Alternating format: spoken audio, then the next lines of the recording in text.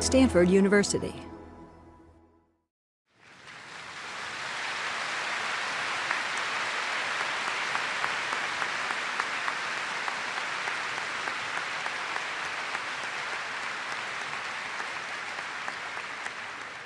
Ladies and gentlemen, please welcome Stanford University President John Hennessy.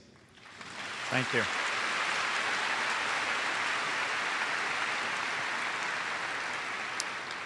Thank you. It's my great honor to welcome His High Holiness, the 14th Dalai Lama, back to Stanford. We're delighted that the Office of Religious Life and our School of Medicine and the Center for Compassion and Altruism Research could help us organize this wonderful event. We have with us, in addition to the Dalai Lama, his long-term interpreter, Geshe Jimpa, who's helped put this visit together, and Dr. Jim Doty, who's head of this Center for Compassion and Altruism Research. Today, the Dalai Lama will speak on the centrality of compassion, and later this afternoon, will give the Rathburn Lecture in Memorial Church. When the Dalai Lama received the Nobel Prize 21 years ago, he said, "I'm just a simple monk." But I can tell you when I first met him 5 years ago that he's so much more than just a simple monk. I still remember that visit because it is one of the most memorable moments of my life. And when I meet with our undergraduates, they say, well, you've met world leaders, you've met presidents, you've met Nobel Prize winners, but who is the most interesting and impressive person you've met? And I say, it has to be that meeting with the Dalai Lama. Two things immediately impressed me. He is an individual who radiates joy and happiness. You feel it.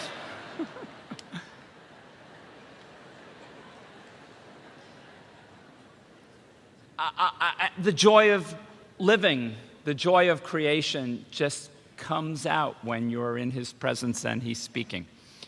The other thing I discovered is he has a wonderful sense of humor, and he can make people laugh without hurting or injuring anyone's feelings. And I learned when I was with him that you could do that in a way that was truly wonderful. So please join me in welcoming His High Holiness, the Dalai Lama, back to Stanford.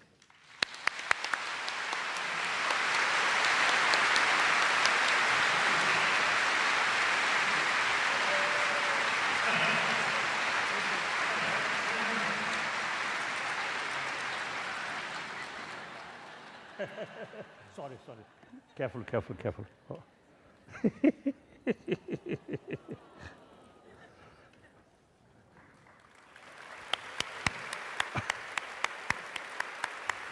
Thank you.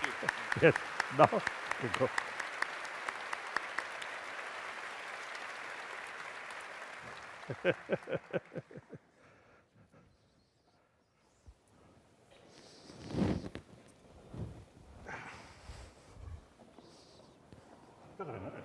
Oh, I see. Oh, finish already. Here, from here or?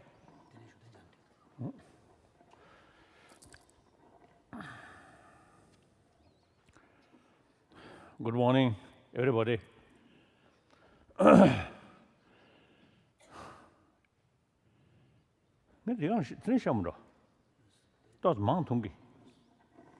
think I want to stand there to see more faces.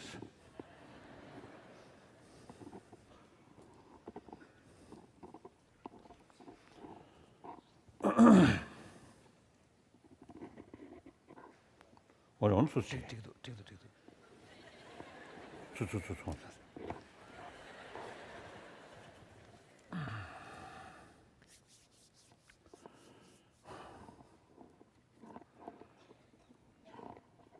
Dear brothers and sisters, and particularly long-time friend,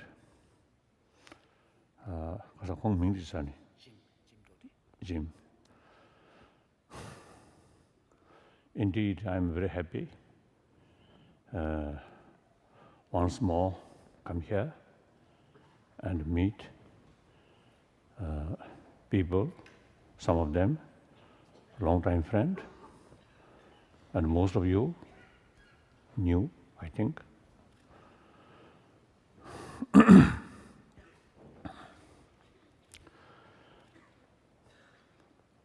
I always feel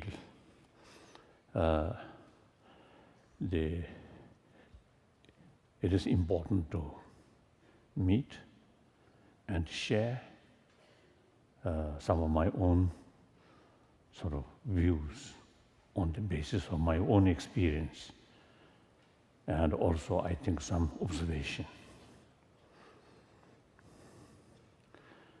I think those compare young student, suppose I have more experience. You just begin the real life. Now I am now ready to say bye-bye. So there are some sort of, what's the useful points which I already have the experience. So you may learn some of these things, maybe some help. Then afterward, question and answer. Through that way, I also usually get some kind of, I usually say, education. The different questions. And sometimes question which I never sort of thought about it. As such sort of new questions come that very helpful to think certain new point more depth way. So that also very helpful to myself. So I'm very happy. And of course, I want to thank the concerned people who organized this opportunity.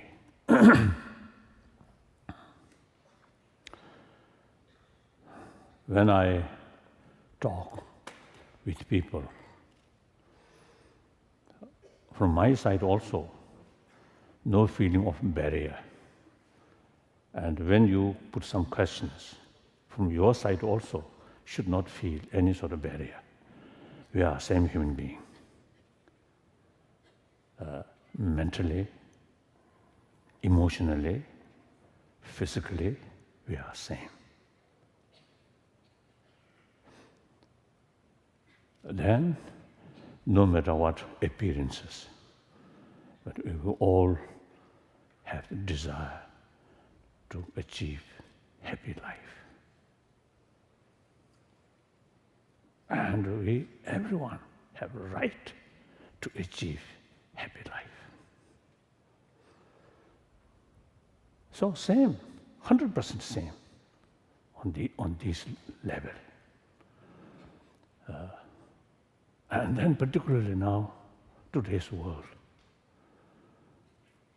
In reality, I think no longer the concept of we and they. Entire now nearly 7 billion human beings should consider part of we. Because individual future depend on them. So from one's own sort of interest, you have to think whole planet, whole humanity. So that's a reality. Not like ancient time. Ancient time, the concept of we and they very strong. Because interest, something more or less, I think, independent. So according to that circumstances, the concept of war, destruction of they, victory of we. Now that concept outdated because the new reality, now no longer that much sort of a gap or separation. So So now, my talk theme, centrality. Of compassion in human life and society.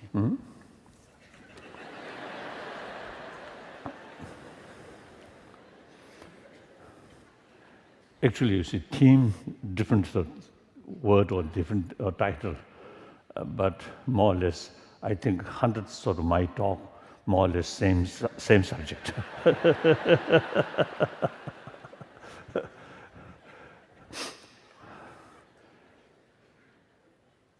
I think, firstly, I believe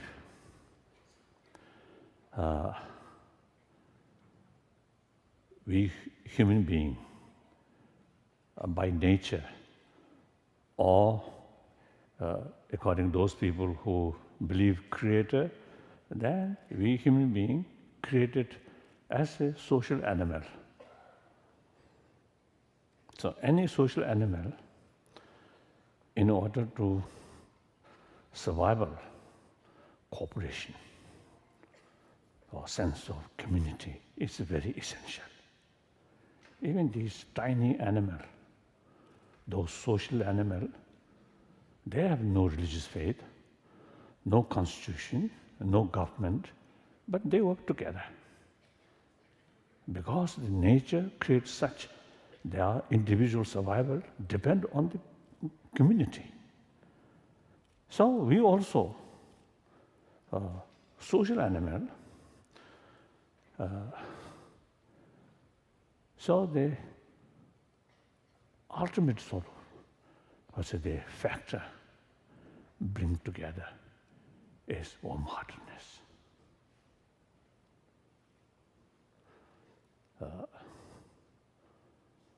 And genuine cooperation, work together with sense of responsibility to take care, common interest.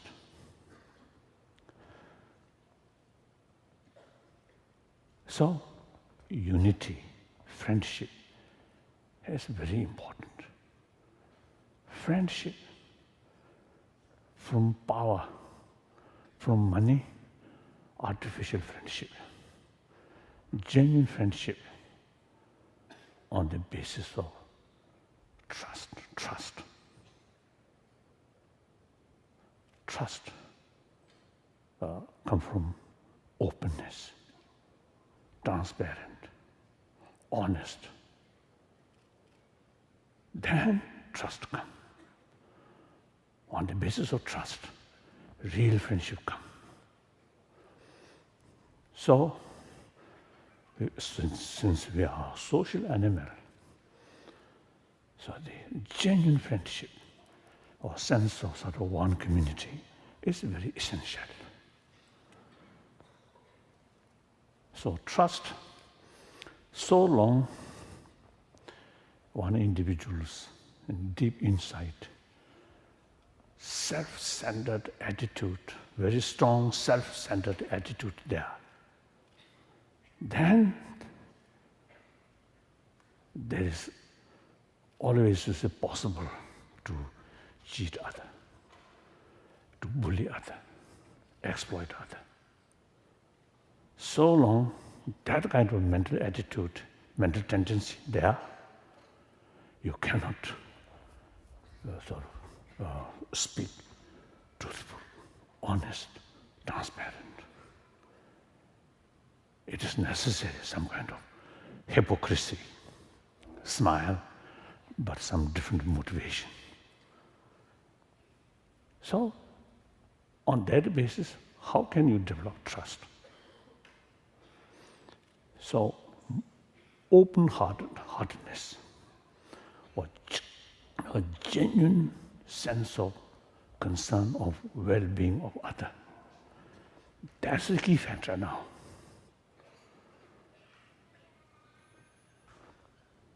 So now, human being as a social animal, the fundamental sort of basis of our success, our sort of happiness, depend on that motivation, compassionate motivation.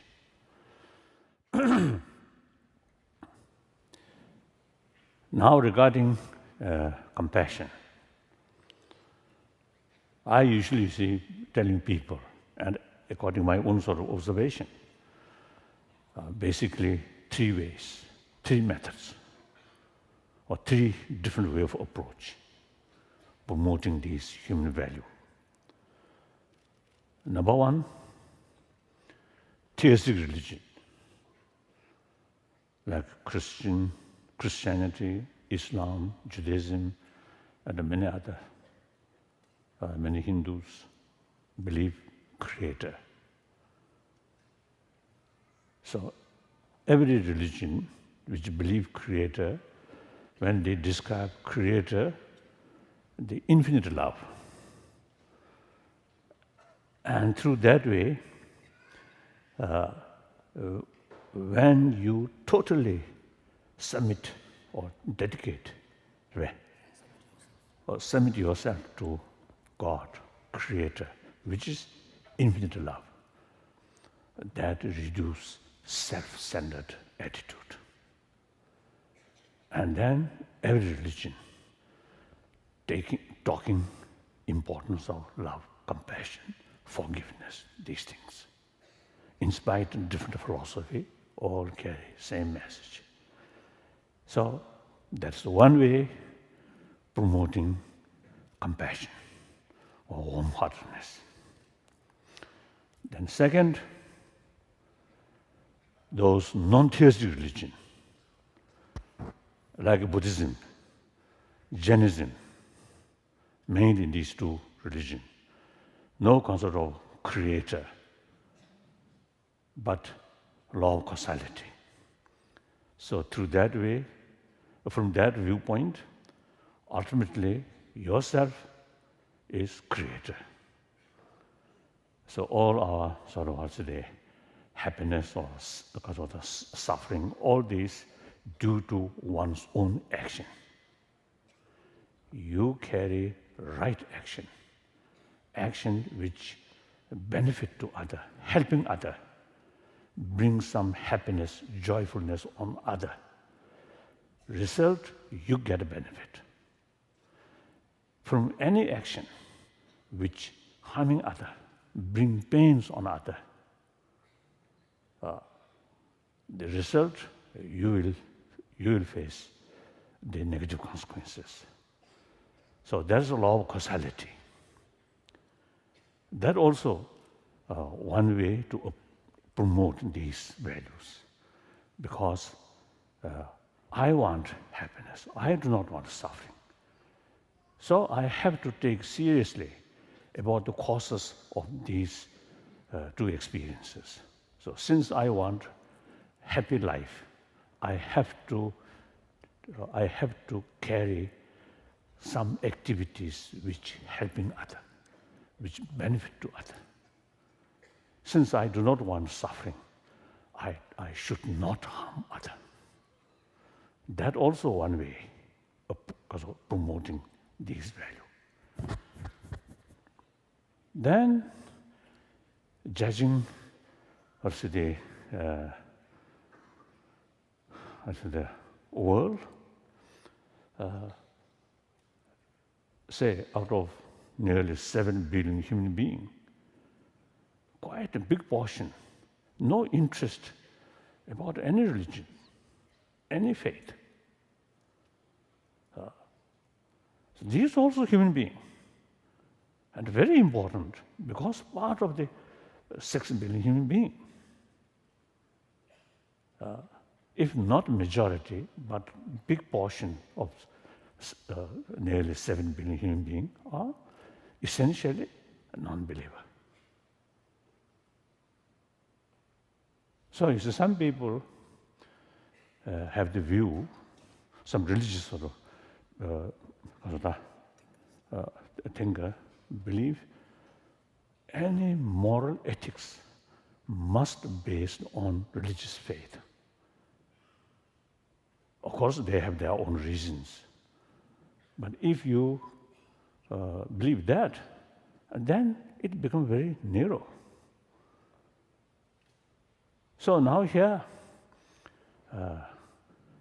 mainly now according Indian tradition, India's constitution itself based according the secularism. So sometimes some my friend, some Christians, some Muslim, when they heard the word secularism, they believe something disrespect about religion.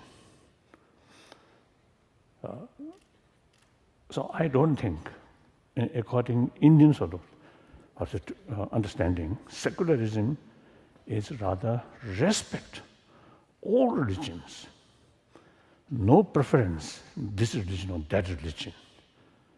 Because India, 1,000 years, its reality is there are so many different traditions there. So you must respect all the tradition. So therefore, according that concept, secularism does not mean disrespect religion. And also, in ancient time, I think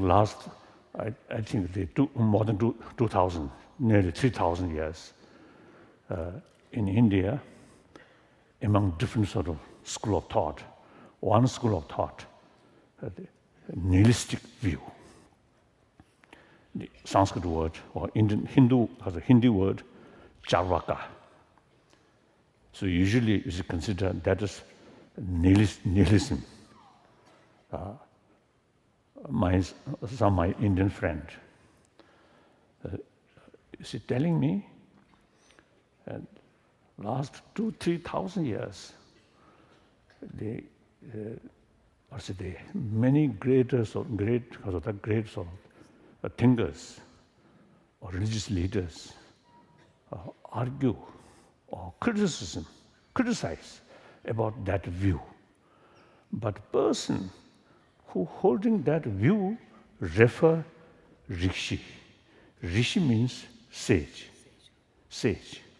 So that is sort of the attitude, respect, who holding that nihilism. So one my Indian friend, the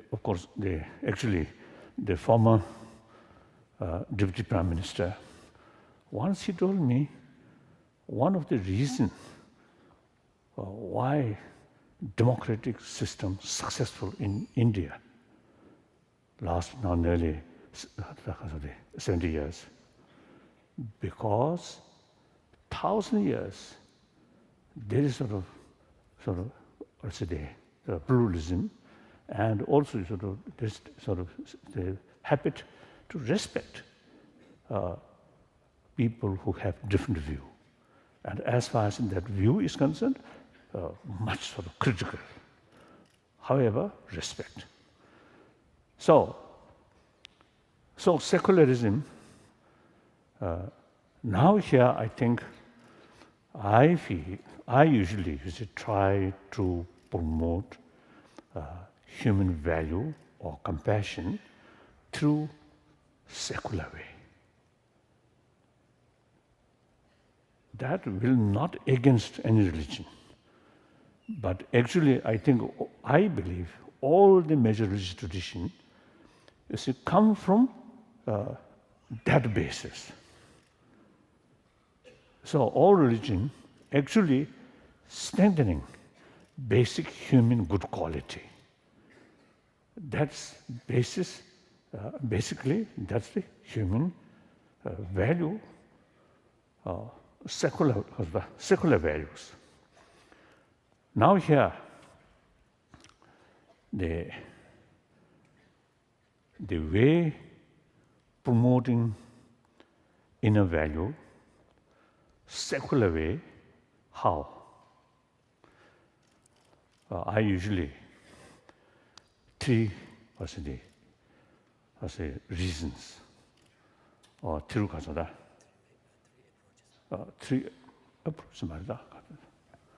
Not approach. 3 parts, 3 components. Or 3 components, maybe. Number one,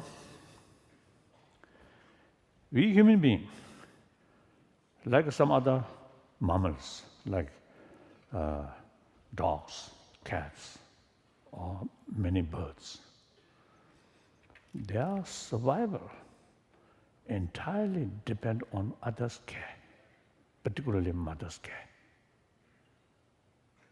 So we human beings, our very life starts that way. So as soon as we're born, our first sort of deep experience and happy experience is mother take care and provide us her milk. So at that time, the child, no sort of idea who is that person, but biological factor, tremendous sort of trust.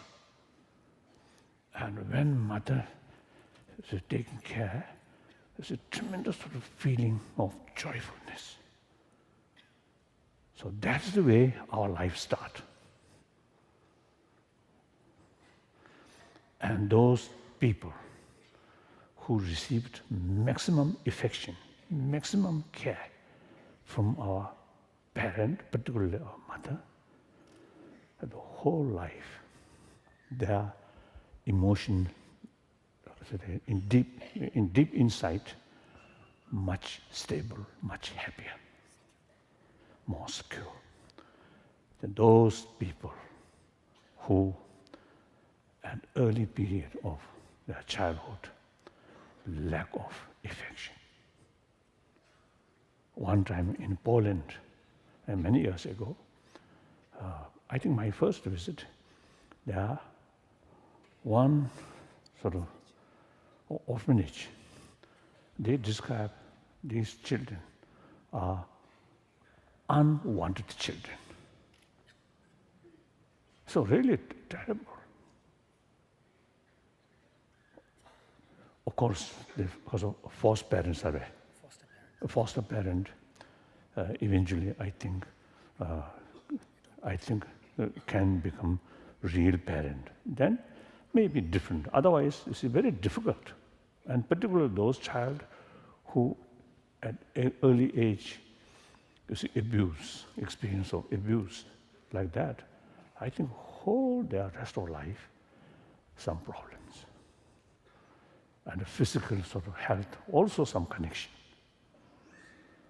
So in that connection, I always is happy to mention my own case. My parent, illiterate, uneducated, just a villager, farmer, but very, very compassionate. Particularly my mother. Father sometimes quite often lose temper. But my mother really, almost we never saw on her face some kind of negative face. We never saw. And her sort of compassionate attitude, not only towards her own children, but other children also, particularly those children of beggar. She very much sort of showing concern, love. Or sometimes I also, you see, share my own sort of stupid experience. You know, since my mother so much love to me, as usual, very young sort of child, carrying by mother on shoulder. So then I usually hold two ears of my mother. I want to go this side. At this side, go like that. If mother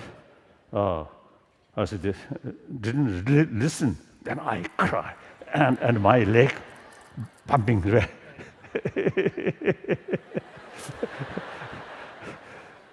I think I really was acting like a naughty boy, or stupid, spoiled child. So, I believe that experience, I think, really imprint in my mind deeply. So perhaps I think my own sort of amount of compassion. Of course, later, Buddhist sort of practice also, you see, immense sort of help. But the very seed of that come from my mother.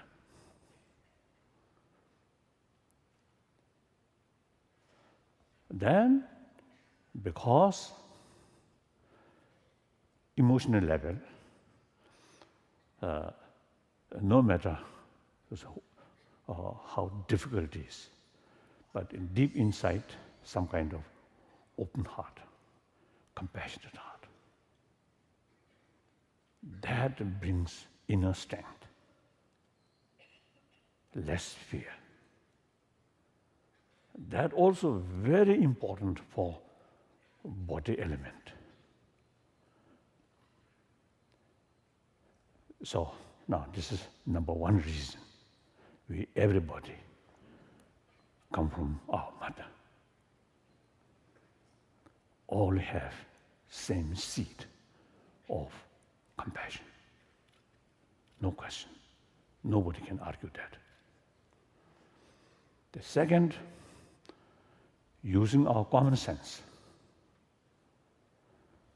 Whether east, west, south, north, any human group or human family where more compassionate atmosphere, affectionate sort of home, always much happier. And your neighboring families, the family where often anger dominant, or I should say jealousy dominant, no peace, no happy atmosphere. Where the family which full of affection, full of trust, full of friendship, much happier. That happiness cannot bring by money. Rich family, these basic human value lacking, not necessarily happy. Poor family, material facility, poor, but these basic human values, they are much happier. So that's using our common sense. Then, third reason. Now, scientific sort of finding, latest scientific sort of finding, constant fear, constant anger, hatred remain here, actually eating our immune system. Some scientists say that. Calm mind, compassionate mind, sometimes even increasing this positive body element. So therefore, I often mention one occasion, I think 10, 15 years ago, one occasion in New York area, one sort of meeting with scientists. Now that kind of meeting, now since last, I think more than 30 years, we have, you see, we're carrying using that kind of sort of discussion or dialogue. So on occasion, one doctor in his presentation, you see, he mentioned those people who often use word I, mine, me like that, there is greater chance of heart attack. He didn't explain. Then I thought, oh, it may be true, because you see, the person who often, you see, come his or her mouth, these words, It's simply a reflection of their thinking. Of course, the one way that person is a little bit quite honest. So what he or she really feels to express. But sometimes we quite clever. It's a real feeling always hiding and use few nice words. So you're the person who often come these words, his or her in deep feeling, I is the center. Self-centered attitude. So with that, as I mentioned earlier, sometimes I describe our inner door closed. So with that feeling, difficult to communicate with other people, other fellow human beings, which your successful life depends on them. But towards that, you feel a little distant. So that brings in deep inside sense of insecurity, sense of loneliness. That brings blood pressure increase, too much stress, too much anxiety. So heart attack come. So therefore, using these three sort of reasons, we can develop. I mean, using the third, these three, secular way, not talking about religion, not talking about next life or heaven, simply how to be happy human being, how to be happy human family. Money alone, no. Now here, I usually, because of the,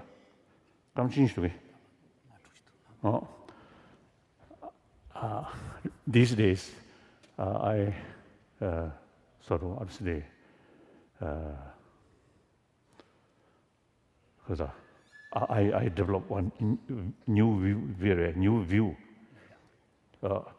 That is last at least I think 3,000-4,000 years. You see, or 5,000 years, we develop faith, religion. That provides hope. And when we really facing desperate situation, pray to God or pray to Buddha like that. So that gives us some kind of basis of hope. Then,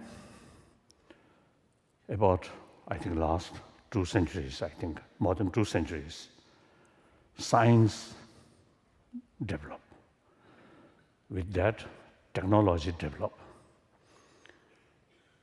So many things which previously just pray, now that actually now produce, become reality with help of technology and science. So we very much excited. And now all our hope put on the science and technology.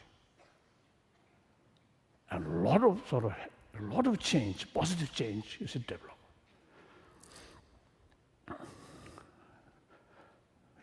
There's also recently one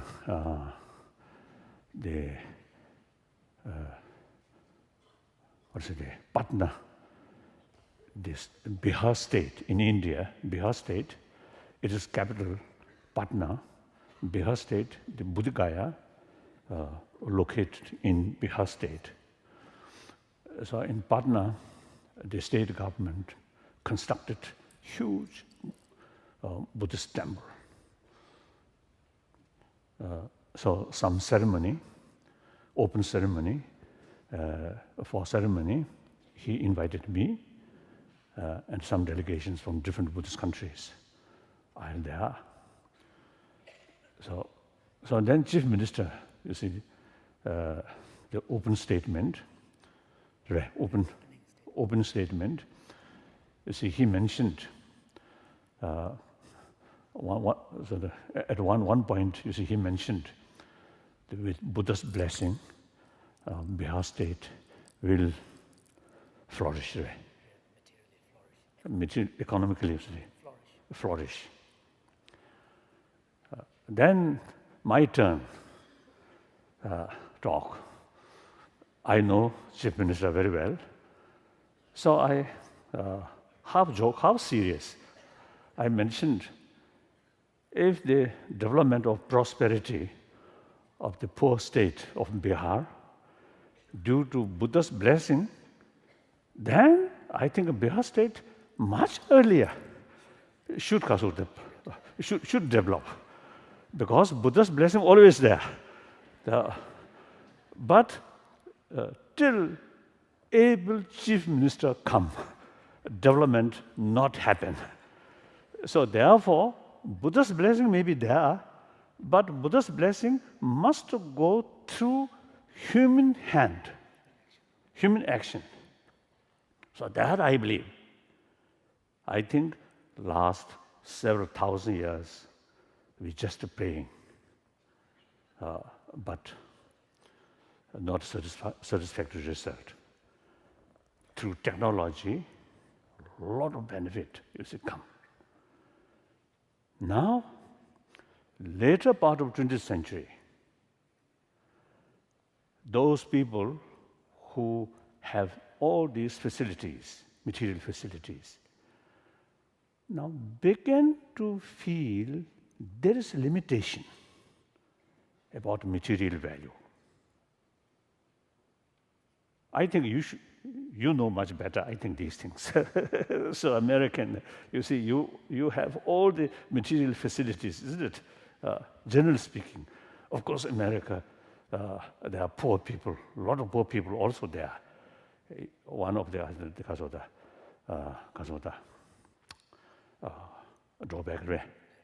drawback is this huge gap, rich and poor. Even this richest country still there. So in any way, people begin to feel there is limitation. And among the scientists also, before they only, you see, watch or observe or investigate something, external thing.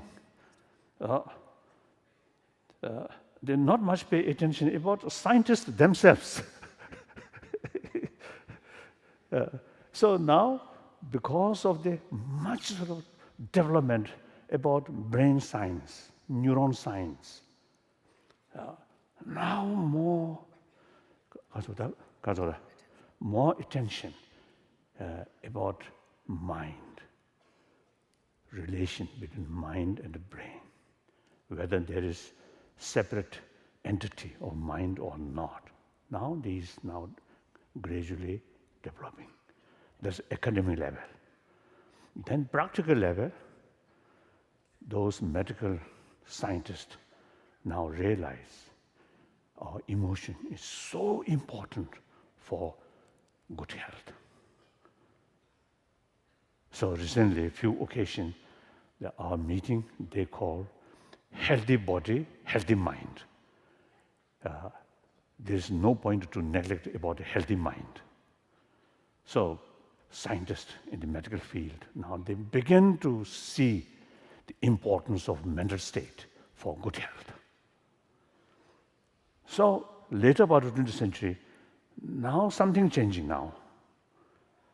Not only material sort of development, but internal development is equally important. And also in the social sort of, social scientist way. They also now found some unhealthy sort of situation in the society, particularly among the youth. Like in Japan, materially highly developed, but a lot of suicide, a lot of depression among young people. And some other countries also, some senselessly killing in classroom, these things happen. So some social scientists, they begin to feel in the society, in the family, we are lacking affection. So these children are say not adequate to today, equipped to the affection like that. And then also world peace. Now more and more people realize real peace must come through inner peace. So now question is how to develop a calm mind, inner peace. Tranquilizer? No. Drug? No. Alcohol? No.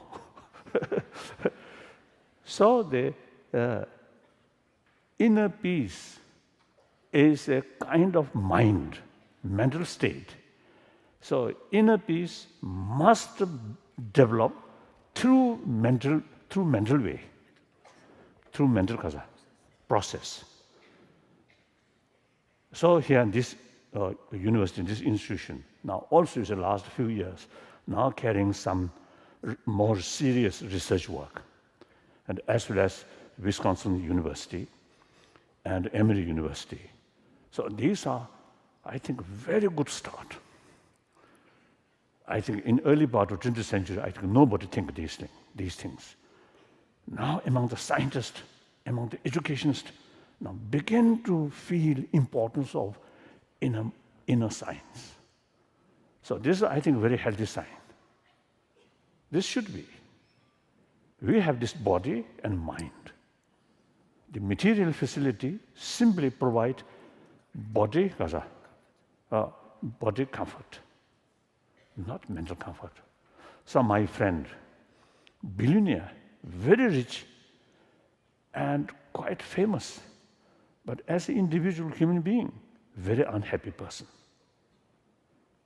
So they are not lacking money, not lacking a good name, not lacking friend, but lack of inner sort of strength. As a result, very unhappy. So, so the theme, centrality of compassion in human life and society, now fulfilled. Thank you.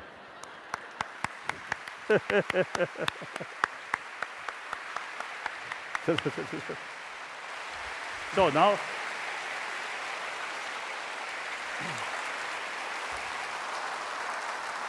question. Correct. Where is question? Question now. Yes. Before we start question and answer, I just want to personally thank you for being a supporter of our work at CCARE and for being our founding benefactor. And I also want to thank you for being an inspiration to hundreds of millions of people throughout the world.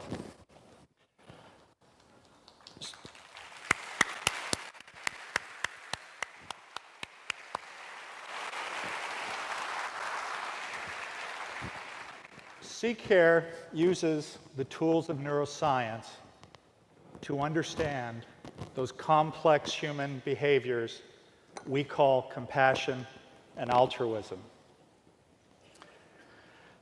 In and of itself, that would be an interesting exploration.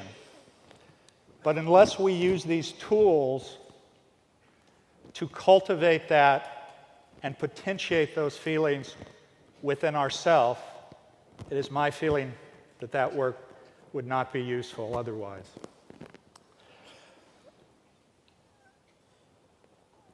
I want to tell a brief story about when I met His Holiness, which began with this exploration of my own into these examination of these feelings. We had an audience with His Holiness, and at the audience, my real intent was really simply to get him to come to Stanford and talk about the importance of the cultivation of compassion. It was during this meeting that I explained to him some of our initial explorations, and he became very excited.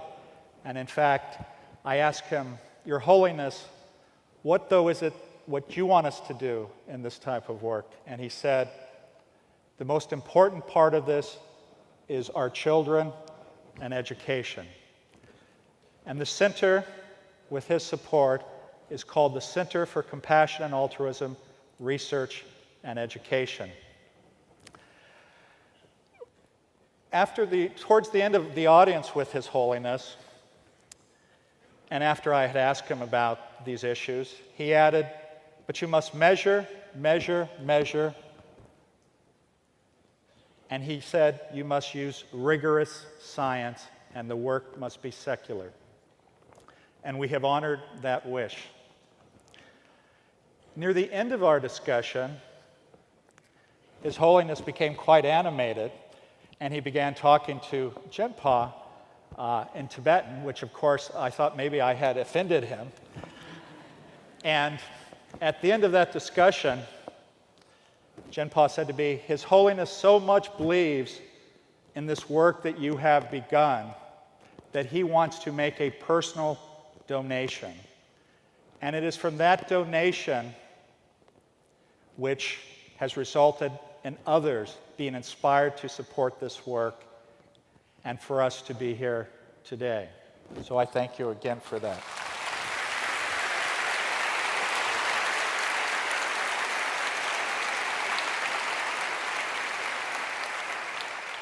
I must say, though, that when I had gotten my first wish, which was that he come and talk here at Stanford, I was quite elated, and I said, wow, that wasn't that hard.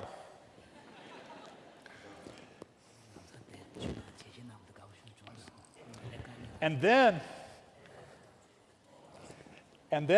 when His Holiness spontaneously made this donation, which ends up being one of the largest donations he's ever given to a non-Tibetan cause, I was in awe, I was humbled, and it came into my mind that who am I to take money from the Dalai Lama?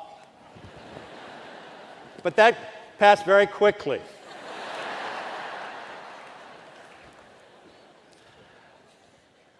We are going to begin the question and answer session, which are questions that you have given us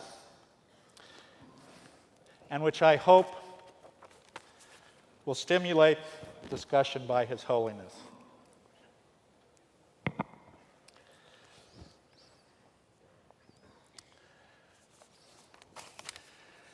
Scientific research on human qualities like compassion and altruism creates concern by many that science is reducing our morality and our humanity to mere chemical reactions in the brain.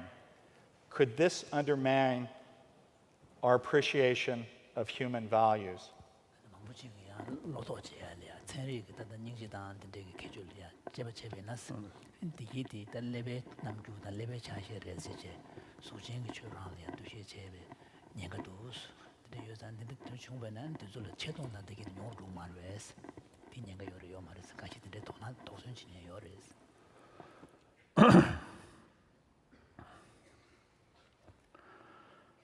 Perhaps I think before the answer, the particular thing, so I want to tell you my own sort of story.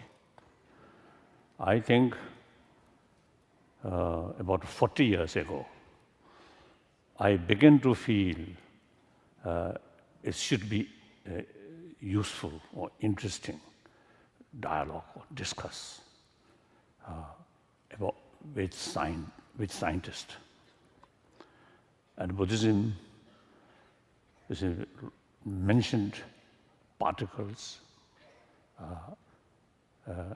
and also, of course, I think some of you knows, as far as geography is concerned,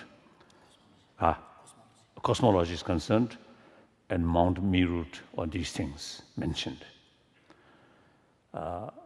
Then more important, as I mentioned earlier, Buddhism, no concept of creator, but something like self-creation. When we talk about creation, they ultimately mind, emotion. So therefore, in Buddhism, comparatively, I think very rich information about mind, emotion, these things, and how to tackle these different emotions, and as well as some experience there. So I eager dialogue with modern scientists.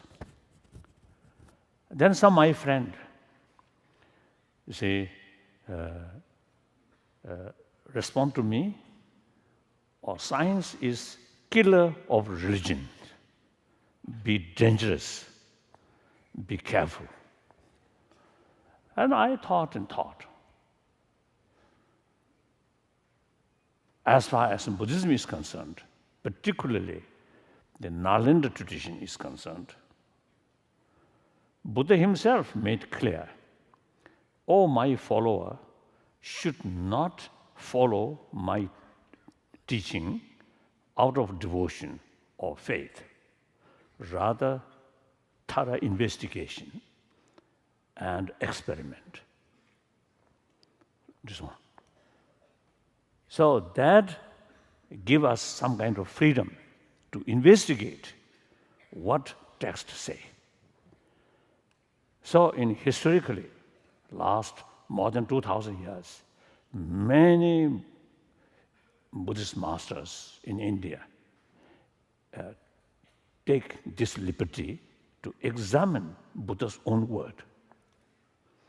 Those Buddha's word, Buddha's teaching, which goes contradiction with investigation, then they say they do not accept it literally. Those texts which further investigation, analyze, still solid, that point, that sound, then accept. So that is Nalanda tradition. So therefore, science also some kind of sort of method to investigate what is the reality. The Nalanda tradition also the method to investigation about the reality. So as a result, then I start dialogue, talk with scientists. Now, as I mentioned earlier, last 30 years,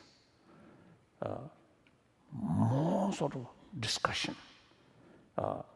It became very clear to modern science, they found useful information from Buddhist explanation about mind. And for Buddhists, the scientific finding about these, like quarks or the subatomic sort of the particles, very, very helpful. Very helpful. One casualty is concept of Mount Meru. At least for me, now no longer believe Mount Meru. That's one casualty. No problem. So therefore, this kind of sort of further research, no problem. Now here,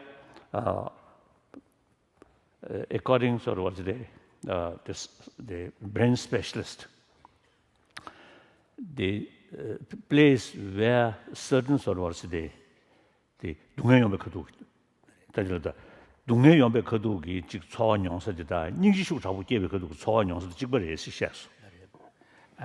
At one of the meetings with scientists, one of the scientists made the observation that at the brain level, it was a neuroscientist, it seems that brain centers that become more active when you experience pain for yourself seems to be also the same centers that get activated more prominently when you feel empathy and experience someone else's pain.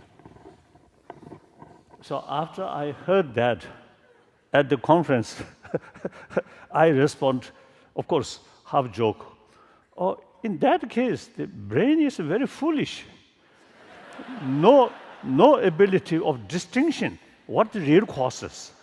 One, you see, empathy, sense of concern of others' well-being. Their mental element, tremendous sort of self-confidence, voluntarily taking care about others' sort of well-being. So there is strength. The other, pain oneself and overwhelming that feeling and some kind of helplessness. Completely discouraged. So in a mental level, big differences. But response on the brain, same area. So that means, you see the brain, no ability to distinction the real causes of mental level. Then with that, I also see jokingly telling people, like tear. You see, when we very happy, overjoy, sometimes tear come. And sometimes without much sort of experience, because of that, much sort of feeling, but some kind of because of the laughing, too much laughing. Also sometimes tear come. And very painful experience, also you see, sadness also brings tear. So now mental level, emotional level, big differences. But the physical response is same. So if the physical level quite sort of clever, then tear which causing by overjoys, tear must come through right eye. And the cause of tear, too much sadness, then tear must come left eye. Then brain have some ability to make distinction. So therefore, I think, maybe too early to say, but still I feel mind or consciousness is much more subtler than physical thing. Of course, the mind, there are so many sort of different level, grosser level of mind, more subtle level mind, very, very subtle level mind. Now, for example, at the time of awakening state, mental state, using the senses of organs. Then dream state, senses of organs no longer function. Active. The sixth mind, or the mental state. Then further, deep sleep without dream, even further sort of deeper mental state. Then faint, then at the time of death, the mental state, deeper, deeper, deeper, deeper like that. So those grosser level of mind, very much related with our physical process. Now, the latest scientific finding through their experiment, now they found through sheer mental training, some change, some new development in brain. Because plus such as do, level savage language. Ngamu in the fixation model, Yamaris, that coach, that she some should John Dutch of a gang, the level This is made more understandable, the fact that through mental processes, they can affect and change at the level of brain. And this has become more acceptable. Scientists tell me that because of the discovery of the plasticity of the brain. So these are now, as a result of more serious sort of investigation about the brain or about mind. So I feel no harm. very important.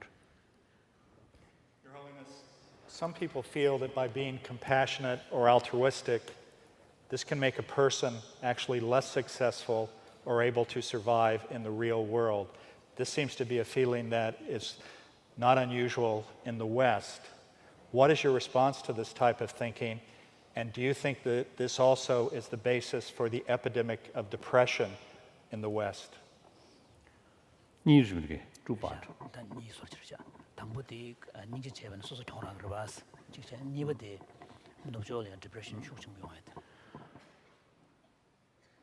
Now, firstly, compassion. There are two levels. One level, as I mentioned earlier, biological factor. That kind of compassion is very much mixed with attachment, very biased, very limited, and oriented towards attitude. So that kind of compassion only towards your friend or person or anyone who is nice to you, that kind of compassion can develop. That compassion never extend to your enemy. Now, another level of compassion. Now, this kind of compassion, of course, common with animal, as I mentioned before. Now, another level of compassion, which I think only because of only human being can develop, because that combination with human intelligence, as I mentioned earlier, analyze through reasons. So peace of mind is so important for my own well-being. So the real destroyer of peace of mind is anger, hatred, suspicion, jealousy. The opposite counterforce, these things are compassion. So develop some kind of conviction. Compassion is really good for my own well-being. So then deliberately trying to strengthening that and try to reduce these negative sort of forces, right, or destructive sort of emotions. So now intelligence now involved there. So now the second level of compassion, not focusing others' attitude, but simply other as a sort of being, as a sentient being. Now, for example, each individual, some kind of self-cherishing, self-cherishing there. That does not mean I myself nice to me. No. I have the right to be happy. Just that reason, that factor, you see, brings self-cherishing. So similarly, other, irrespective whether their attitude towards yourself, right or wrong or negative or positive, doesn't matter. But these also, like me, by nature, want happiness, do not want suffering. So on that understanding, now not oriented others' attitude, but rather a person or being themselves. So develop sense of concern on that level. Now that compassion can extend towards your enemy. Enemy, as far as their attitude is concerned towards you, negative. So we call enemy. But as far as their human being or sentient being is concerned, same right. Since that kind of sort of compassion very much combined with wisdom, now the answer for your question, the genuine practitioner of compassion with help of wisdom. Always holistic view. Now someone who take advantage on you and unjustly doing something, think, if you let their unjust doing continuously, ultimately they will suffer.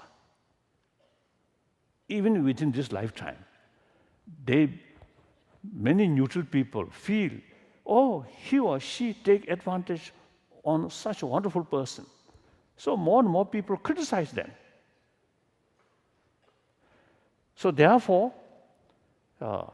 taking the holistic view, and in order to stop their unjust doing, out of sense of concern of their well-being for long term, countermeasure must take. So, a compassion which combined with wisdom always have broader sort of broader perspective or holistic. So here, the violence and non-violence actually very much related with motivation. Out of hatred, out of sort of, desire to cheat, using smile, using some nice word, and with some gift, looks non-violent action. But because of the motivation, want to cheat, want to harm. So that is essentially violence. A good parent or good teacher, I think like you, I think good teacher, say, share the way, purely sort of out of concern of others' well-being, children or student. Sometimes, you see, use some harsh word, some sort of disciplinary action. Looks a little bit rough, but because out of sense of concern, sort of compassionate sort of attitude, therefore, it is essentially non-violence. So now your neighbor who take advantage on you unjustly, take countermeasure, is non-violence. Clear? So therefore, this question, I think, if may I say so, this question comes out of ignorance. What is compassion?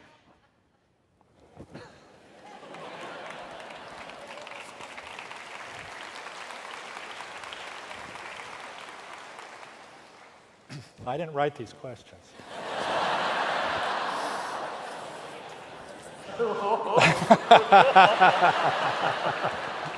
Protect yourself. Yeah. Exactly.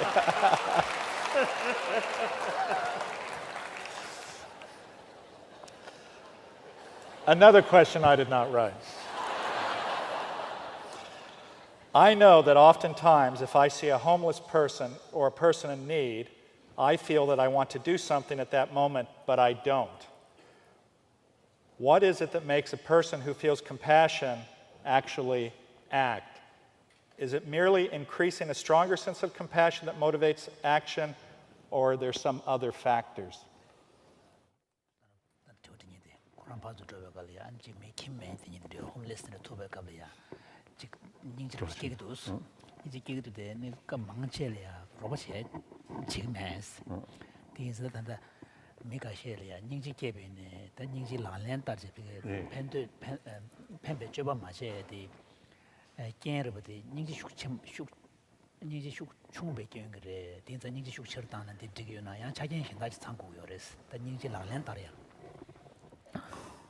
It is true. Like At this time, say, my plane way, number. I took from Bombay to Tokyo, and because it's near Bombay, one sort of big function, they invited me, so I went there. So my flight from Bombay. So I spent one night in Bombay on the street. What's the day? Also the Shantytown. Very poor people. Hundreds. And with their children. Looks as if nobody take care. Then also sometimes I saw some dogs, street dog, very poor physical condition, very weak, nobody taking care. Or last year, I think last year or 2 years ago, I saw one picture, one dog, because of economy sort of difficulties, one family abandoned dog. One picture I saw in one Indian newspaper. I looked at that dog. How usually feeding by the owner. So no need run away, running to seek something. So no such experience. So that dog's face looks very sad. So nearly tear come. But nothing can be done.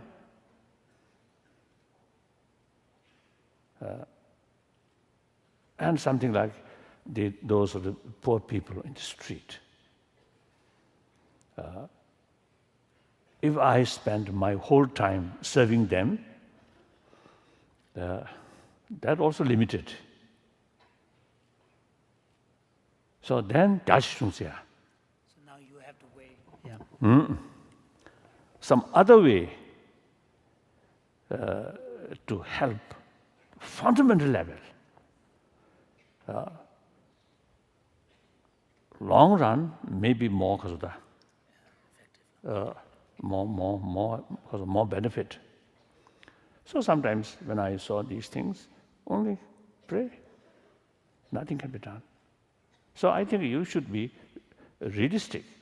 If you can do something on the spot, do it. If there is limitation, you cannot do, then think these things, then try to strengthen our own sort of compassionate sort of feeling, compassionate sort of experience. Sometimes when we saw these people or animal who really facing painful experience, it is very, very helpful to further strengthening our empathy in these things. So like that. You have said that compassion is one of the most important human values. But how do we educate our children on how to be compassionate human beings? Now that's very, very important. Now, recent years, see some institution and some, the scientists, also the educationists, now really take seriously about how to educate through education. How to bring. That's very, very important. Education system, existing education system, as I mentioned before, last around about 200 years, see, they are sort of interest because of the only the external other matters. So education also is mainly related with that. Some the economy lessons or engineer, all these things. Even medical, just you should look human body, not showing interest about emotion or mind. Whereas I think Indian medical system and Tibetan medical system, more holistic, mind also is included. So the whole sort of, as the existing our education system, very much based on material values. I think about 1,000 years ago, 1,000 years ago, one separate education institution started in Europe. At that time, about moral ethics is concerned, church take the responsibility, and also family as well. In modern society, influence of the church also decline, and the family value also a little bit decline. Now, education institution alone should take care of both brain development and warm-hearted development. Again here, as I mentioned earlier, I think only the possible way is secular way, not relying on religious faith. If you rely on religious faith, like India, then complication. There are so many different religious traditions, so difficult. So without touching religion, as I mentioned, 3 reasons: our common experience, common sense, and the scientific findings. Through these sort of material, using these material, we can educate our younger generation. That's key factor. Transformation of 6 billion human beings, not through prayer, but through education. That's the only way. So, I think our work, research work, now these are eventually very, very helpful resources to develop the new curriculum in education field, on secular basis, scientific basis, and introduce children the importance of warm-heartedness. And then also, I often used to telling people, 20th century becomes century of violence. According to some historian, that century, through violence, over 200 millions of people killed.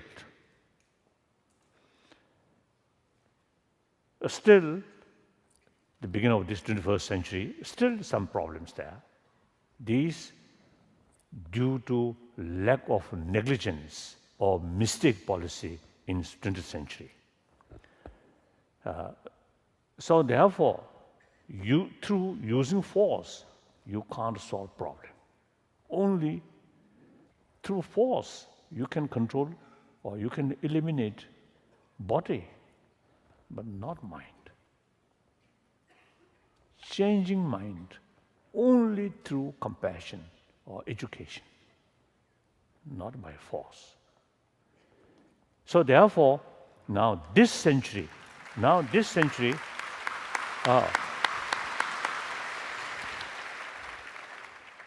whenever we face problem, we have to find ways and means to solve that through dialogue.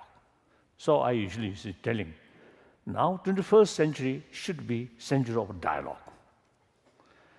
Now here, in order to carry meaningful dialogue, first, it is necessary respect the other who have different view. Consider part of we, part of humanity. My future also depends on them. So respect and listen their interest and tell them our interest and try to find mutually agreeable solution. That's the only way. Like the Palestine problem, both sides stand firm, then confrontation. So only way is through dialogue. So therefore, here, in order to bring century of dialogue, now 21st century, now 10 years passed, now 90 years yet to come. Now these young people, you are the people who belongs 21st century. My generation belongs 20th century, already gone. Now ready to say goodbye. So these young people, now you should think how to bring this century, more peaceful century, more compassionate century. So, peace, compassionate, does not mean no longer any problem. Problem there. So long human being there, human interaction there, different interests, different views, always there. That's the source of conflict, right? So now we have to, that reality, how to face that reality? Through talk, through dialogue, not using weapon. So therefore, now you should develop the strong conviction, any problem, family level, or community level, or national or international level, only sort of solution through dialogue. So for that reason also, the sense of compassion brings your will. And with wisdom, there is no other alternative, only through talk. That's the wisdom side. Then respect others' interest, genuine sense of concern of others' well-being. That's the basis. So combine these two things, genuine spirit of dialogue can develop. What do you think? Do you agree?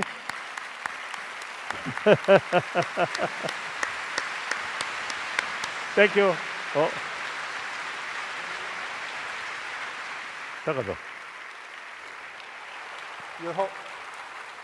We have 1 minute.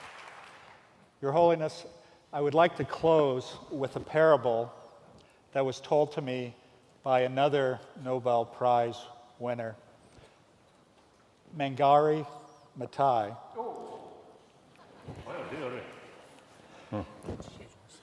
Yes. Oh. So she is the founder of the Greenbelt movement in Africa, and she tells a story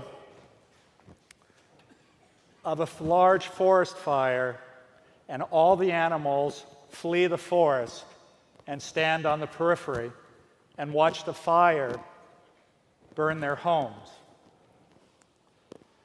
One of the animals looks up, though, and sees a hummingbird flying to the lake, getting a beak full of water and dropping it on the fire. The animal says to the hummingbird, "Why are you doing this? There is no way you are going to put out the fire." And what the hummingbird says is, "I know, but I am doing what I can do." Oftentimes when we see immeasurable suffering, we feel powerless or discouraged. But I tell you that each and every one of us has the capacity to make at least one person suffer less every day.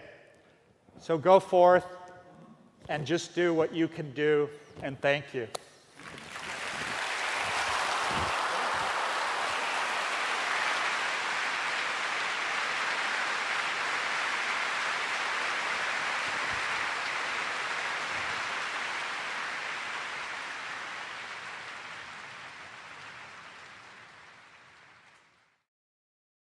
For more, please visit us at stanford.edu.